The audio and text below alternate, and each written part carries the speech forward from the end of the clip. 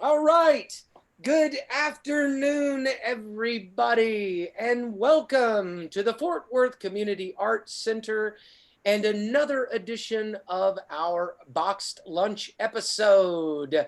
We are so excited today, still focusing on our original work series, and overjoyed to welcome another one of our fantastic authors, Natalie Gaupp. Did I say that right, Natalie? In certain circles, it's Natalie Gaupp, but I'll answer to anything, Jason, Well, really. there you go. Hello, and how are you doing these days? I'm doing very well, thank you. Very empathetic to the people in my world. I'm an educator and a mom. So I spend a lot of time just trying to make sure the people in my life are safe and well and together and that they have what they need. And I think for me, that helps me feel like I have what I need when other people are well taken care of. That sounds like a wonderful, wonderful way to approach the day for sure. Now, you gave us just a little basic resume, if you will. Do you mind introducing yourself for everyone out there and telling us a little bit about some more of who you are and what it is you do? Sure. Natalie Gaupp. The first thing I think of is that I work with UT Arlington's Theater Arts Department and their production team, which is the Maverick Theatre Company. I teach theater history courses and have taught acting, directing, playwriting courses as well. And right now, this semester, I'm teaching one of my favorite courses, theater and film appreciation, as well as modern theater history. My resume includes a whole lot of playwriting, and I think if I had to define myself as what I enjoy best, although I love it all, I love performing so much, that feeds a part of me, directing, doing a sound design, anything to have a touchstone to theater. I would have to say the one thing that is my bliss is playwriting. I think that that's kind of defines who I am. I've been fortunate to be able to work with a lot of people in a lot of different areas, both in this region and outside of this region. And to be able to do some grad school and PhD level work. And I count myself fortunate because I was the first one on either side of my family who even was able to attempt college. Wow. It's always been a joy to be involved in education, whether to be a student, and I feel like I'll be a student for the rest of my life, every day, every second of the day. Um, but I've always enjoyed teaching. When I first got my undergraduate degree, I worked a lot in youth theater. And I have to admit, I feel like I was kind of reliving my youth and doing all of the theater that I'd wished that I could have done when I was a young person. And now that I'm just a little bit older, to have the joy of working with university level students, um, I just feel fortunate that particularly during this COVID times, that I'm still able to do a lot of what I care about. And I've been fortunate that although it, in my estimation, doesn't come near being in the classroom with the students, feeding off of that energy in the moment and every little expression on every face as you present information, maybe go off the rails a little bit of the usual lecture because of what you're getting back in class and what's being enjoyed in that moment. Um, you can present lectures online and do Zoom style classes all day, but there's nothing like being right there with Yes. a room full of human beings where what they're giving you back just as listeners is just as important as the content that you have ready to go to lecture them for that particular day. But I do feel fortunate that we do have a way to virtually connect and to continue so many of the things that we do. So, as an educator, I feel fortunate that I am able to continue teaching. And as a writer, most of what we do is sitting alone in our study or our garret, crafting. So, a couple of things that I do feel really, really lucky that I'm able to maintain them over these COVID times. Yeah, I well, don't know. Is that enough about that me? was beautiful. That was Okay. beautiful. Wonderful insight.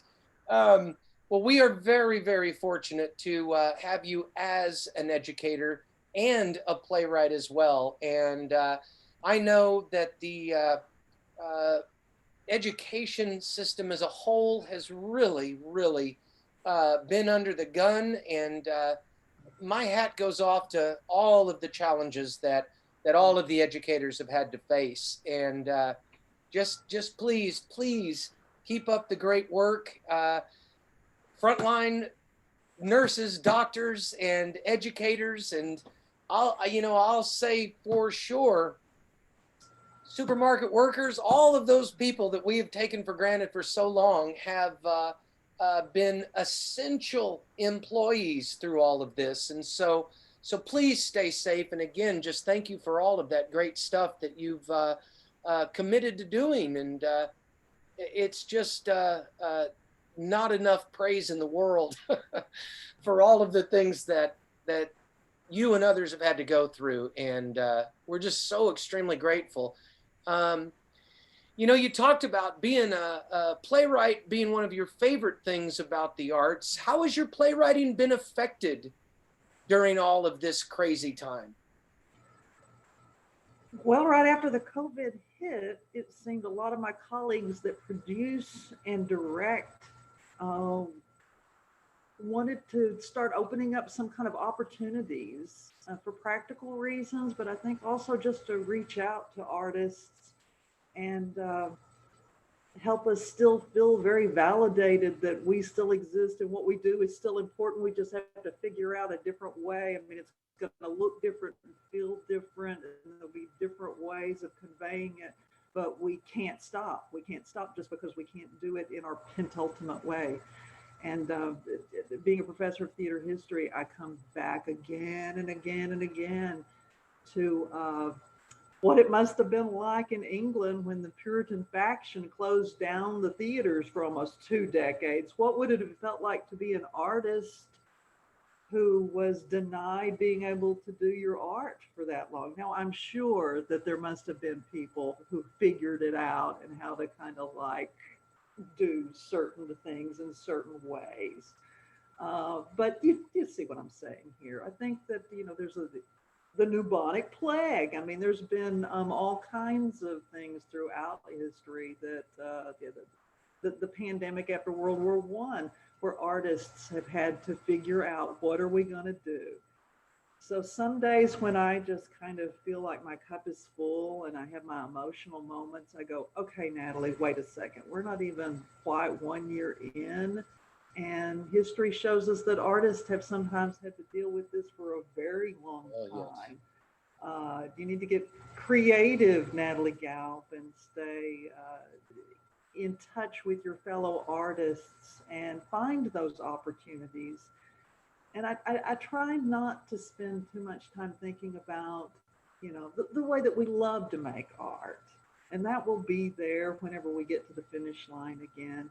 But this is going to be about not just agonizing that we're not able to do it in those ways, but to challenge ourselves and to keep creating and incubating too. I think there's a certain amount of creative incubation that's going on for a lot of artists that I think is going to manifest itself in some incredibly dynamic ways when we do get to the finish line of whatever this pandemic, wherever it's going.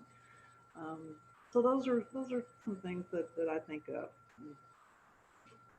Yeah, I'm always taken aback a little bit when people say things like, "Oh, this is all new to me," and "Oh my gosh, how are we ever going to get through this? We've never had to do anything like this before." And I think people forget even curbside service was a thing back during the bubonic plague. They had little wine windows in the door. Exactly. And you Yes. just Yeah. knock on the window, whoop, they'd slip you out a little bit of food and beverage, and then down the road you'd go. And I'm just always so amazed that people perceive this to be such a new situation when history shows us that we are in fact just repeating the same things that have happened time and time and time again.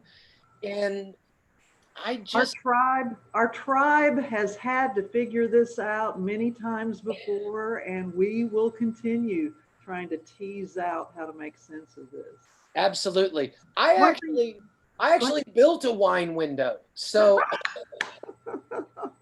the only frustrating thing is it's in my house, so I just keep handing myself glasses of wine. It's over to our house. We'll knock out a wall or a window for that. I can make room works for quite wine. well. I have not lacked for any wine during the last year for sure. Just to more specifically answer your question, though, I've had a couple of producer directors that I've worked with and written some one-person shows. A wonderful producer friend of mine, Reggie Peters, created a collection of many short works in response to George Floyd and Nice. the whole movement, exciting movement that has transpired since then. And I participated by writing a work specifically for that, and other opportunities that have been keenly keeping in mind how to craft something in this new, instead of pushing back against it, to go, okay, what is the benefit to creating in this way and for it to be a streamed work? And how can I not just write something where, okay, we're going to sit down and read it and this is the way we do it, but how to tap into the excitement level of creating something that's going to be presented in that way. So I guess just trying to make the most of the playing pieces that we have for right now. Yeah, it has been a very eye-opening experience to see how all these organizations and just artists in general have found a way to keep rowing and stay engaged. It's been quite inspiring, and we all need a little artistic sustenance in our lives. It has got me to where we are today, and I've certainly been living vicariously through a lot of these wonderful conversations. And more importantly, I've had the opportunity to meet and visit with a lot of great artisans that I'm not real sure would have happened had things not played out this way. So it's been very encouraging to see. And despite the difficulties that we've had, art will always find a way. And I'm quite excited. I do feel there'll be a bit of a renaissance, so to speak, once we are finally able to get some control of the situation and continue to get back to business. Maybe not as a lot of people are defining normal, but I think there's going to be a new age and quite a renaissance of some quality work coming out. And we've had quality work up to this point. So I'm excited to see how things continue to play out and all of the wonderful imaginative ways that people have been able to continue to produce. So speaking of sustenance, Yeah. what is on your lunch menu today? Well, although I'm an admitted foodie and spend a lot of time crafting dinners, lunch is usually just the sustenance that gets you through until we can do something magnificent in the kitchen in the evening. So usually a smoothie, or here you go. I can be like a 90-year-old woman here and drink this for you right here. This lovely. So if anybody was thinking that I was going to do something really fascinating here, this is lunch. Now I I did spend some time trying to cultivate a nice presentation for it. So yeah, this is what is on the menu right here. Nice. There you Well, go. well, Right don't there. give away all of that presentation yet. We'll wait till the end of the interview, and then we'll both show off our wares. So, Okay. I have to say, Natalie, I loved the family dynamic in the script that you submitted. We'll talk about that here in just a little bit. But I was inspired. I've always enjoyed homemade meals, and there was a real dynamic that spoke to me in your show, and it led me to go all out today. So Uh-huh. I am making cucumber sandwiches. Little tea party for the family unit. Oh So yeah, yeah. Actually, those are really yummy. I'm pretty impressed with myself. I have to say, I haven't tried the entire sandwich yet, but I will show those at the end of the interview. But I just want everybody to know that I just took a little bit of cream cheese Oh my God. and I used ranch dressing flavoring. So I Uh-huh. had a packet of the powder that you usually mix to make the ranch dressing, and I just put the seasoning into the cream cheese, let it set for a little while so it was soft, and then I spread that on my bread and had some wonderful fresh cucumbers, and I did cut the crust off, and so quite excited to show. Oh, so proper. And Oh wow. to reveal those to everybody. And just to add a little bit to it, I've been obsessed with sparkling water, trying to not drink a lot of sodas. And so this is actually a cucumber and strawberry aha, just to kind of fill out the dynamic that I'm. So you can have an aha moment. Oh, did I do that? Oh, Well, I should have had tea, but Oh no, you're far too fancy for that, Jason. Cucumber sandwiches and fancy sparkling. Oh, nice. So, Natalie, what have you learned about yourself as a storyteller this last year? I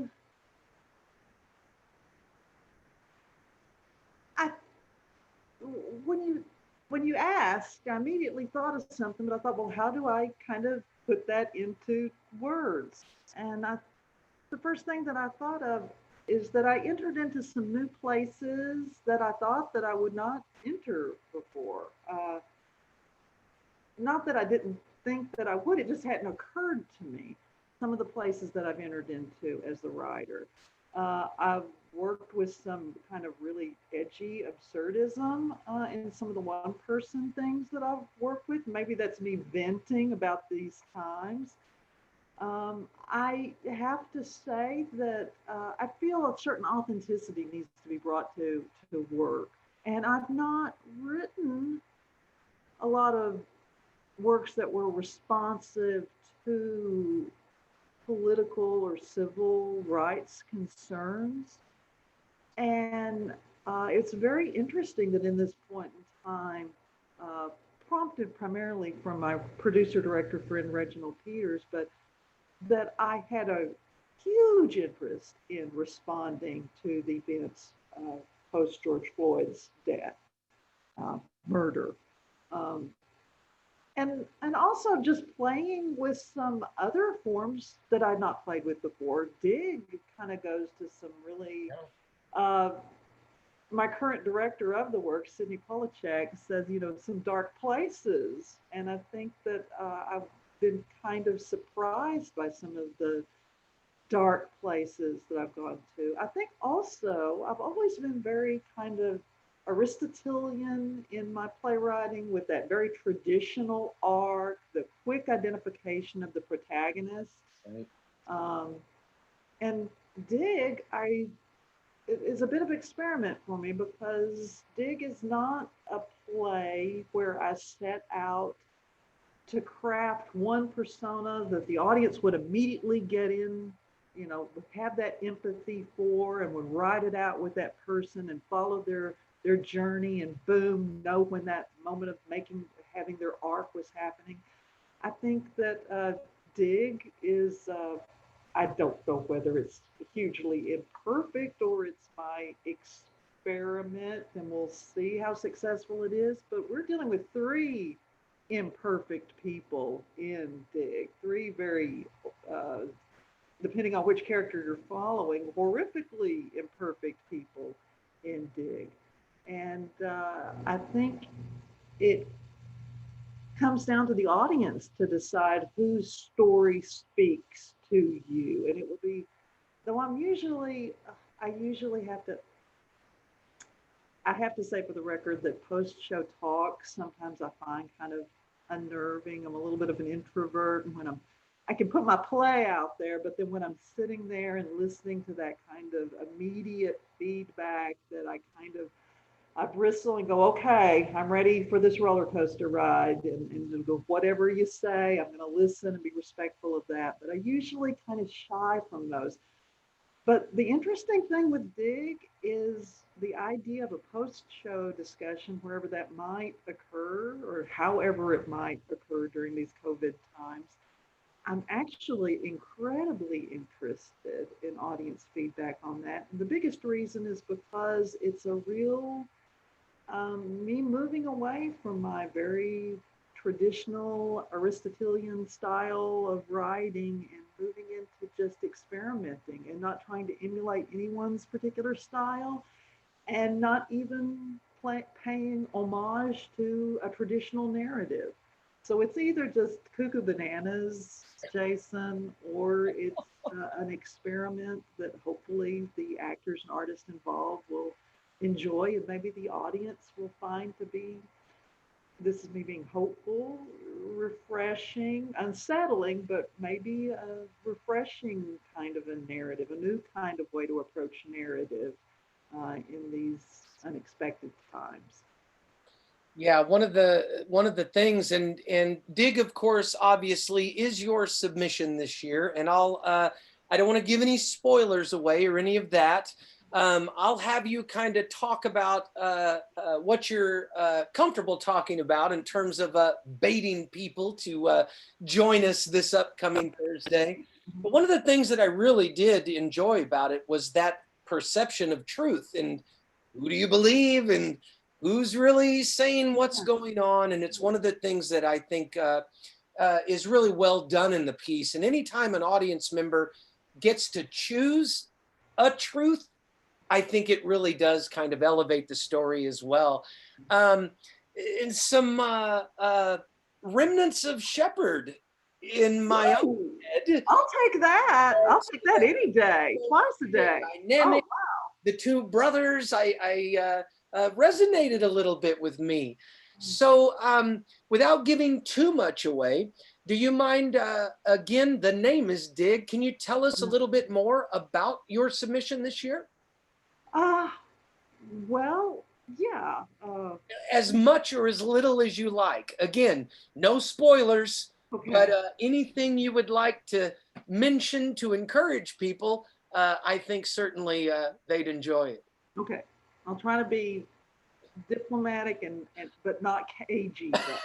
Uh, well, we got two brothers, and one, as we open the play, we're going to see a brother who has spent a good deal of his post high school life for going on almost 7 years taking care of his mother, who is well staging now in Alzheimer's, dementia, and all of the struggles and heartache that goes along with that, as well as just the physical work of the caregiver to make sure that this other human being has what they need.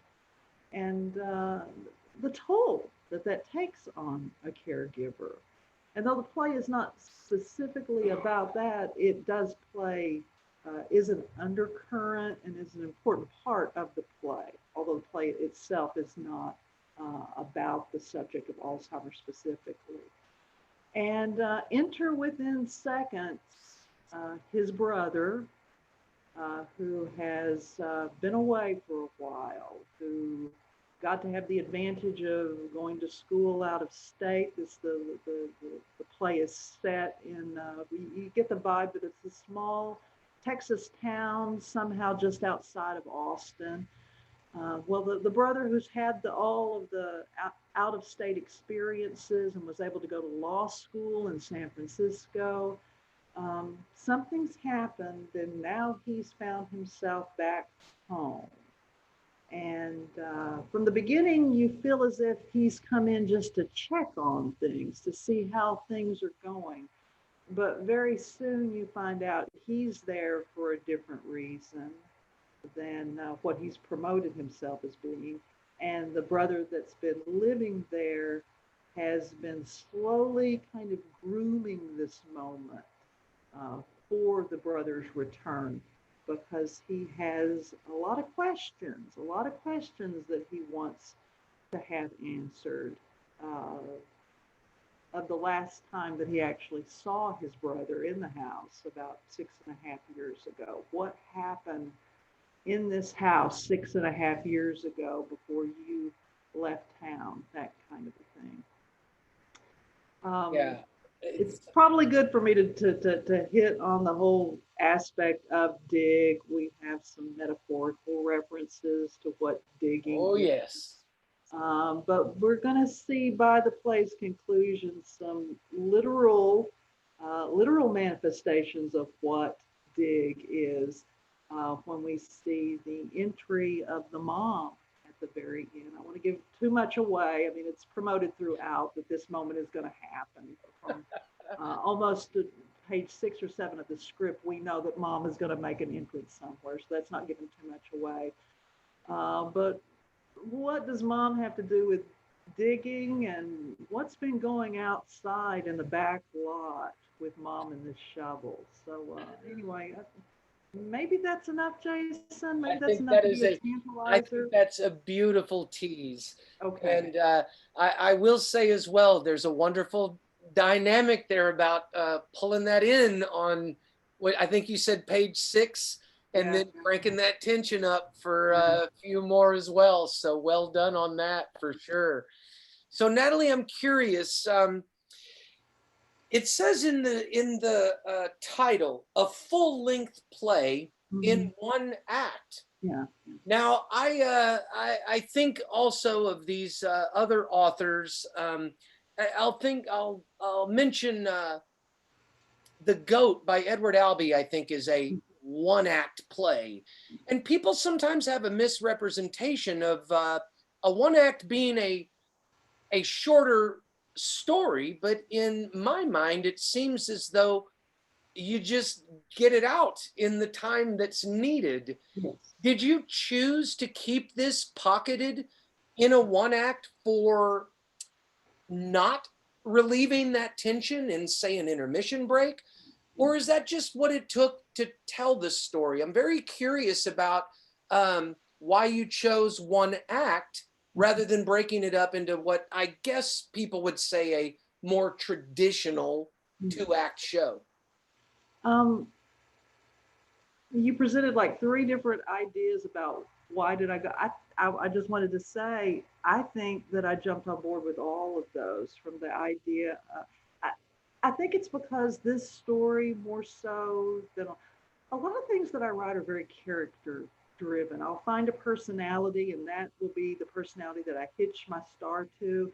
And that's the story that I want to tell. But this is each of the 3 personalities that you see in this invest in a different way and cultivate different, I hope, cultivate different responses from the audience. And this is, I think, one of my more narrative driven plays.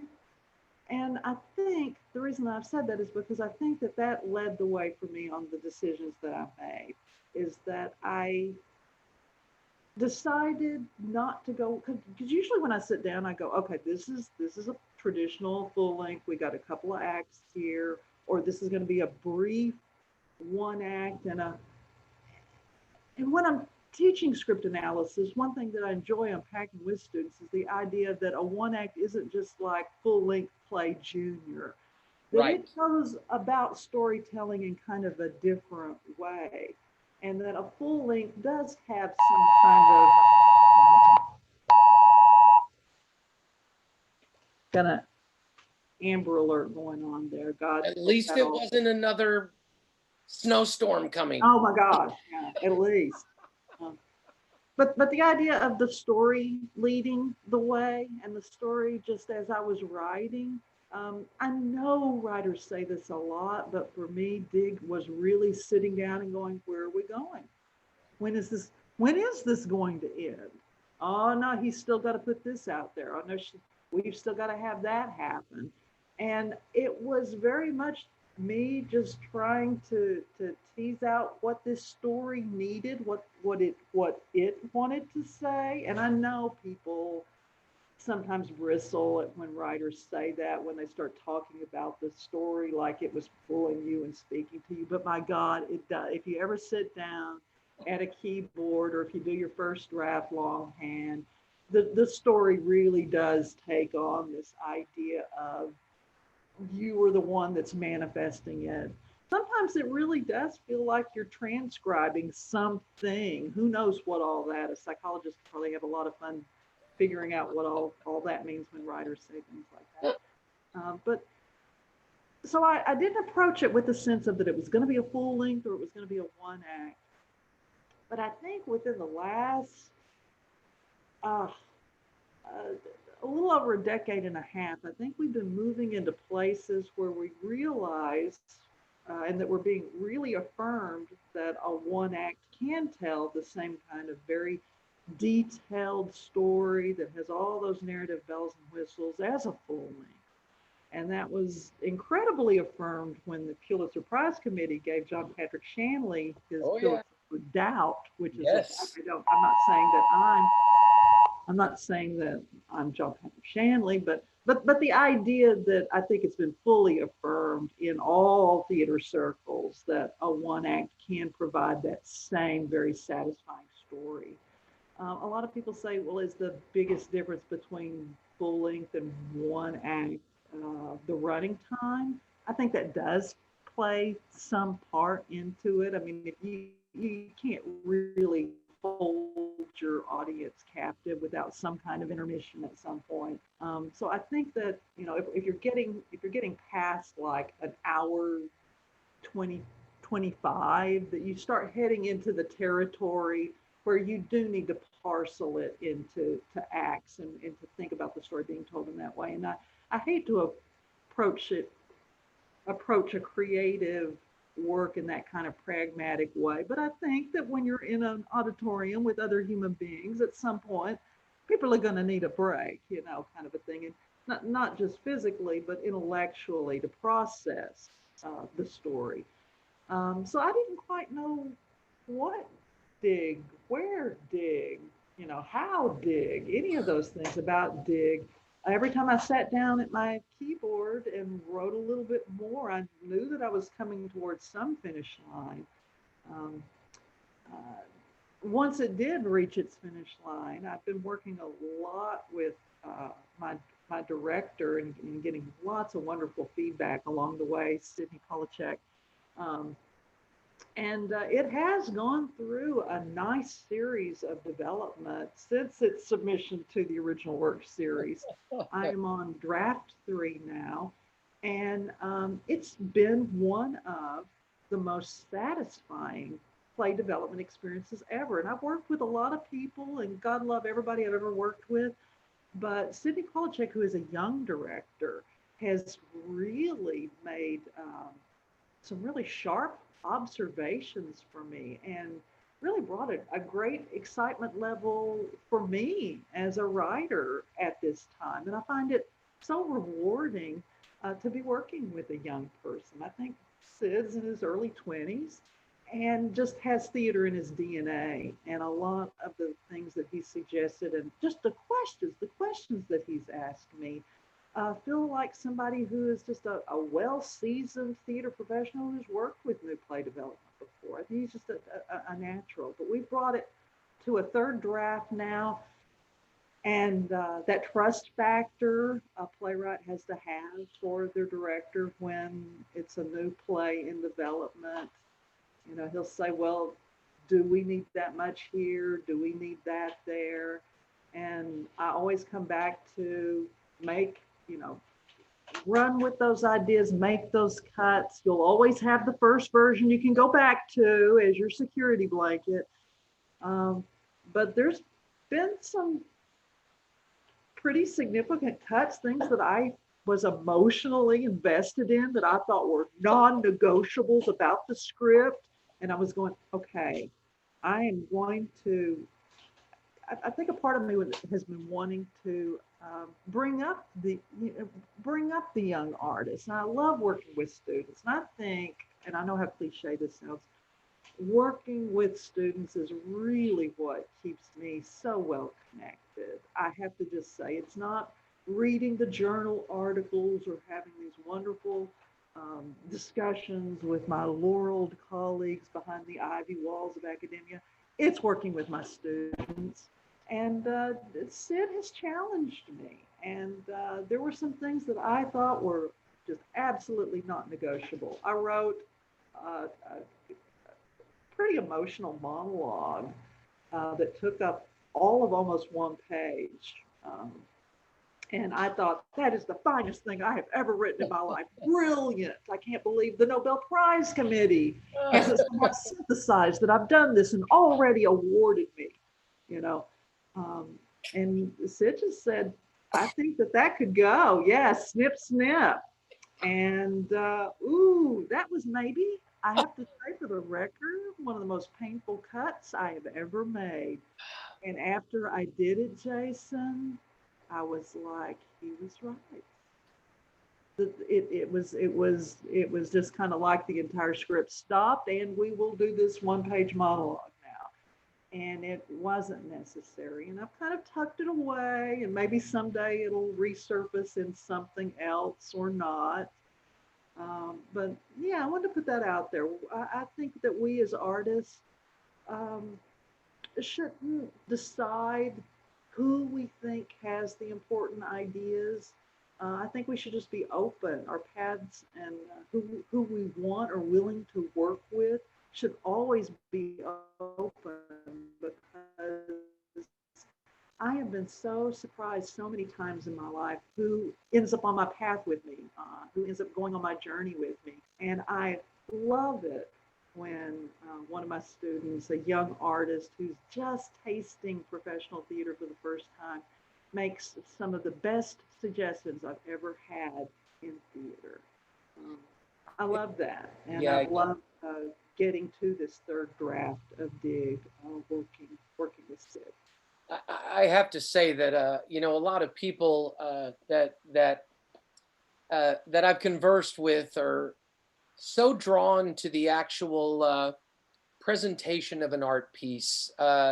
If it's opening night of a show or the unveiling of visual art on a wall, I have always really enjoyed the process, the weeks of decision making, the months of exploration. To me, that's the real art. Yes. Yeah. When it's locked down and shown, that to me is frustrating. Your choices are gone, and you have to do what it is you've committed to do. Some people love that. I personally, to me, the art is in the rehearsals, the discussions, the decision-making processes, selection of the color, mood, tempo, all of that. And I find it so interesting that was it the words that bothered you were being removed from that monologue? Was it the pace? Was it the spacing of the play? Why did that bother you so much to pull that particular piece out, that portion of the monologue? Um, I think that for me, I think you know, cuts cuts can affect you in all kinds of different ways as a playwright. But I think this cut was so hard to do because I think that deep down inside, Although this was a revelation that was being made by a gay male character, there were some aspects of the story that this character revealed that I think connected to some emotional and even life touchstones.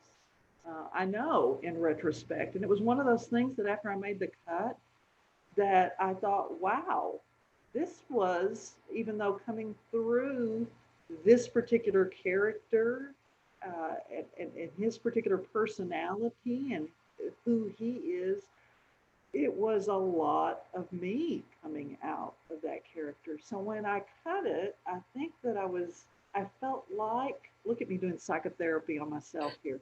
I think that I felt like I was negating that I had had this kind of emotional revelation and that I had found a literary way to funnel it into the play.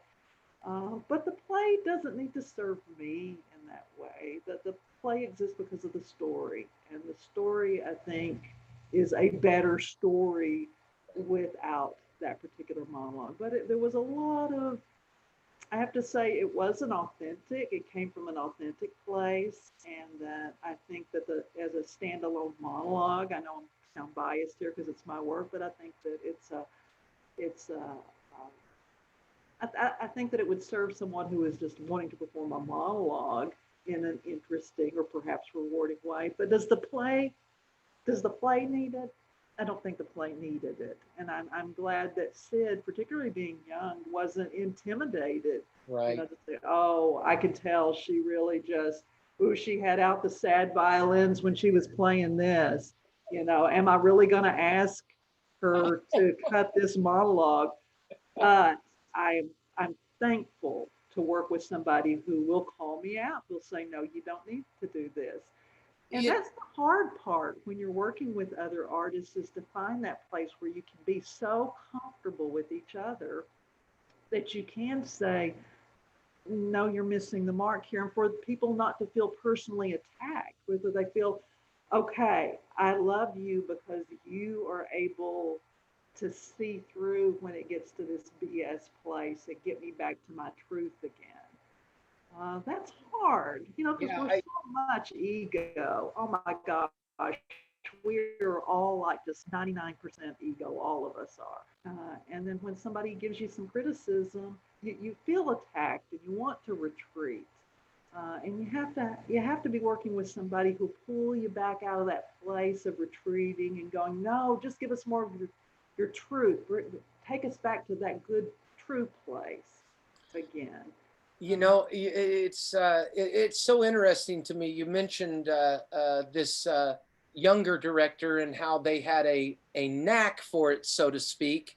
And so oftentimes we think it's experience in blocking actors so everyone's seen, or the right color palette of the costumes to match the lights, or these things that we anticipate a director needs to know. Sounds to me like his real talent is honesty, reality, and all of those things. And what a wonderful instinctive quality as a director to be able to say, this isn't necessary to go where we want to go. Yeah. And to me, it really does show a validation of what you're saying about an instinct, if you will, as a director that may not necessarily have the practical experience, but still has the mentality to be able to contain a story to the essentials.